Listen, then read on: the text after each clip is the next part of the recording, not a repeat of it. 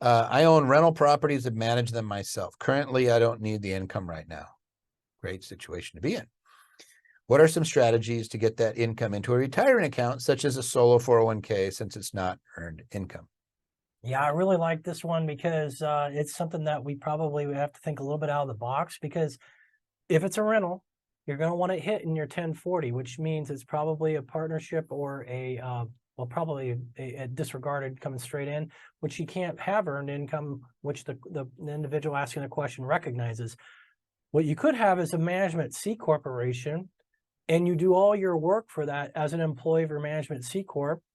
That means the C corp has to earn money for what it's doing. So you shift income, rental income, into the C corporation. Now you can pay yourself a W-2 wage. You can have that C corporation sponsor the solo 401k we've been talking about all day today. You can make your contribution. You have your earned income, and you can still take advantage of all the other things we've talked about with the reimbursement, et cetera.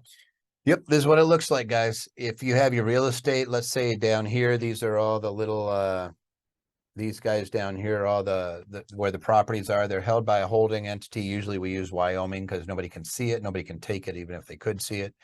It's great asset protection. But then you have an agreement to pay money, management fees to a C corp. Now you just took money that would ordinarily flow down to you as passive income, and we moved it over to that C corp where it can be expense or it can be paid out to you as active income and fund a 401k.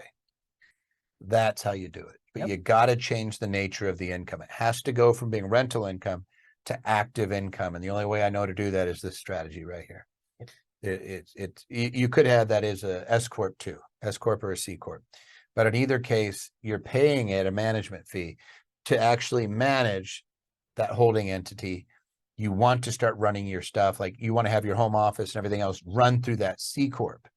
And you want to say, this is my family office. So you look at it, it's my family office. This is the business that oversees all my other investments.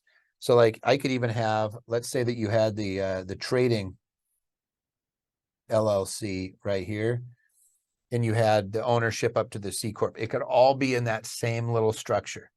And then when it takes money out to you, you're putting it straight into a 401k. Boom. And it works like a charm.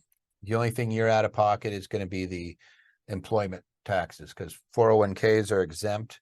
Excuse me, they're deductible for federal and state taxes, but you still have employment taxes to get it in there. So that's the only thing you get hit with. If you're going to do all that to manage them yourself, you might as well get paid and get some tax breaks. Yep. Hey guys, if you like this snippet of Tax Tuesday, then I invite you to click the link and actually subscribe to become a Tax Tuesday member. Every other week we do these live, and you too can ask your questions, and myself and my team will answer your questions on the next Tax Tuesday.